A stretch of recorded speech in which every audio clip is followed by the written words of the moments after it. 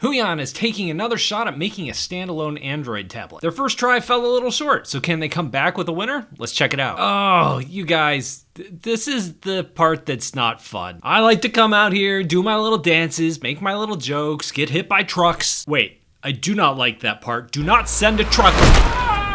And when a product is good, I can do that. But here is the hard truth. As much as I love Huion's other products, their pen displays, their Windows tablets, this just isn't a very good Android tablet. The idea is great. Take Huion's awesome drawing pens, the ones that they use in their drawing tablets, and make it work on Android. You've got something lightweight, portable, with a truly great pen. Love this idea. But where this tablet falls short is in two places. First, this isn't Huion's great pen, it's just a USI stylus, which is like the default Android stylus that most Android tablets come compatible with. There are dozens of other companies making the same exact thing with the same mediocre stylus. And second, the quality of the screen just doesn't stand up to some of the other Android tablets out there. So if we go back in time to January of last year, Derek, lower the time machine.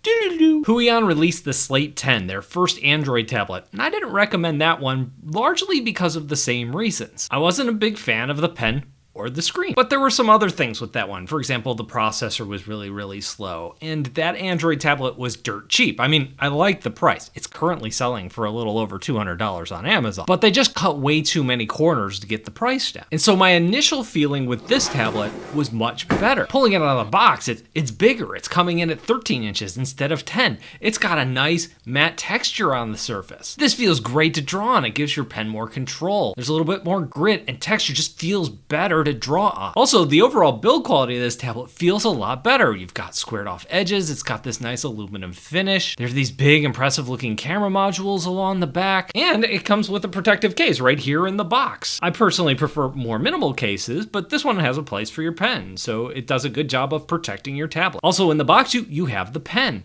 and a little doodad for opening the SD card slot. Do these things have a real name? Derek, look it up. They're called SIM card removal pins. Okay, I'm sticking with the name doodad. There's a quick start guide, and oh, look at this! It's a drawing glove!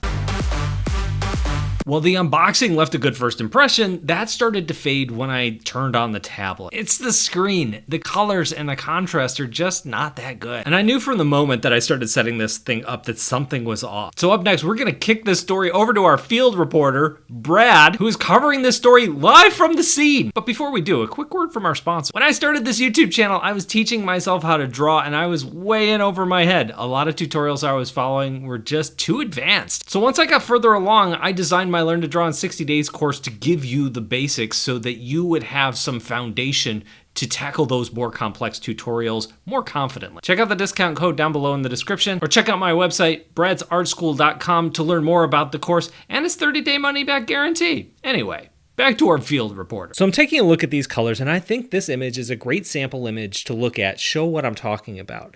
Because the dark areas, like his mustache or parts of his hat, or especially the blue on his shirt, get way too dark, or far darker than they should. It's like in Photoshop when the darkness is just pulled down way too far in an image. That's how this entire screen is calibrated. So here I have the Galaxy Tab S10 FE. I just reviewed this the other week, and I think this is a good example of what I'm talking about here.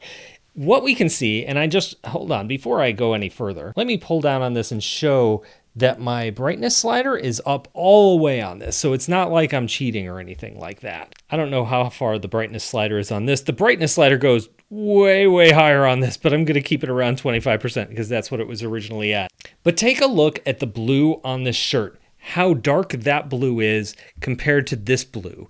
Not only is it much darker, but we're losing a lot of just the feel of the color blue that I was going for. This is a way more intense blue that's also pushing darker, whereas this is a more subtle blue. It's pushing more towards the gray side of the spectrum. You can totally see the difference in the mustache. You can see the variations of brown that I'm going for. There's actually a shadow on the other side of the mustache, underneath the nose. You can see the shade of brown that it's going for, and again, that brown down is pushing more towards the gray side of the scale. Here it's a little more intense. I don't know if that shows up here. The darkness definitely shows up here. Same thing with the shadow underneath the nose, the skin tone. All of those things are just so dark on this display. Now this has a matte screen coating on it, and so I thought maybe that's what's changing the coloration. So I wanted to grab another tablet that also has a matte screen coating on it. This is the XP Pen Magic Tab, Magic Drawing Tab, Pad, XP Pen Magic something. It's another Android tablet. It's got a nice coating on it. Let me go into my Google Drive and grab that same Mario image. And here, even with the coating on it, you can immediately see that it still is a much better image. The mustache isn't getting as dark. That blue on the shirt is the correct color blue. It's not pushing too dark. We can see the definition on the edge of the mustache. The skin tones look right. So even though the colors on this matte screen don't shine as much as they do on the FE, which has a glossy screen, the colors are still accurate and the colors still look good. I should also point out that I did try changing the settings on this screen. I even tried some color calibration apps to see if I could make it better, but it just didn't do much. Okay, enough about the screen. What about the pen? Well, this is a USI stylus. It's the most common type of stylus you're gonna find on Android tablets. And I'm not really a fan of these. I have no idea what it would take for Huion to bring over their technology that they use in their drawing tablets and put it in an Android tablet. It's probably a lot. It's probably not an easy thing to do. It's definitely easier for me to stand here and wave my arms around and ask for them to do that than it is to actually do it. Like asking for a time machine. Like asking for a time machine. Hey buddy, you came through for me. I'm not gonna forget that. This is a battery powered stylus that charges up by using a USB Type-C cable. It's got a little port right here on the side. The stylus also has 60 degrees of tilt and over 4,000 levels of pressure sensitivity.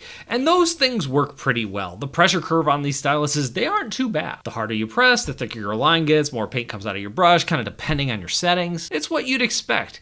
These pens are pretty accurate too. There is some more lag on this pen than there are on some of the other pens out there, but the real killer for me, the thing that holds me back from recommending these is that there's just way too much wave to the line. When just drawing normal straight lines, you're just gonna see a lot of mechanical wave. The faster you draw, the less noticeable it is, but this is the sort of thing that drives me nuts because when I slow down to get the details right, that's when the pen really fails me. Now this isn't super uncommon in pens to have some wave, but USI styluses tend to have more than most. And so many drawing apps have stroke straightening within the software itself to reduce that wobble, whether that wobble is caused by the pen or just your hand not being as steady as you expected on any given stroke. And that does help here, but you really have to crank it up to completely knock it out. And when that's turned on, it adds a lot of lag to the pen, so drawing just doesn't feel as organic. And it can be hard to do things like make really crisp lines line up or connect them to each other when you're drawing. My general take on it goes something like this. Why jump through hoops to make your pen behave the way you want it to when you could just get a different pen that works well on its own? But what about the rest of the tablet? I haven't really talked about the specs or anything yet. Here's the important stuff. This is a 12.7 inch screen, almost 13 inches. It's a good amount of screen real estate here. We've got a 4:3 aspect ratio with a resolution of 2176 by 1600. Inside we have a MediaTek Helio G99, which is a mid-tier processor, kind of in line with the price range that we're looking at here. It gets the job done. It runs all your drawing apps just fine. You also have 256 gigabytes of onboard storage, and there's a micro SD card slot along the side, so if you need to add more, you can do that. It's also worth noting that Huion has released a similar 11-inch tablet with the same processor and the same pen. I have not used that one yet, so I don't know if the screen is better, but since it's using the same pen, I'm still a little bit hesitant to recommend it over some of the other tablets out. I just reviewed the Galaxy Tab S10 FE last week. That's about $50 more, but I think it checks more boxes for artists. The screen is beautiful, the pen works super well. And then there's XP Pen's Magic Drawing Pad that I showed a little bit earlier. That's another good option that's kind of in this price range. If you want to see like all of the Android tablets I've tested, I have a page on my website where I rank those. breadsartschool.com. I'll just link it down below in the description if you want to check that out. This is all to say I really wanted to love this tablet. I really wanted this to be something that I could get behind. Yet another option in the Android ecosystem that we could hold up and say, yes, this is for artists. It's got the textured screen and a pen we really love, but unfortunately, it just falls short on two of the things that are most important to me personally. If you enjoyed the style of this review, check out some of my other ones that I have over here on the side. I'll link them up for you. Also, don't forget about my Learn to Draw in 60 Days course or my Intro to Digital Art course. You can learn more about all those things over at bradsartschool.com. Thanks for watching.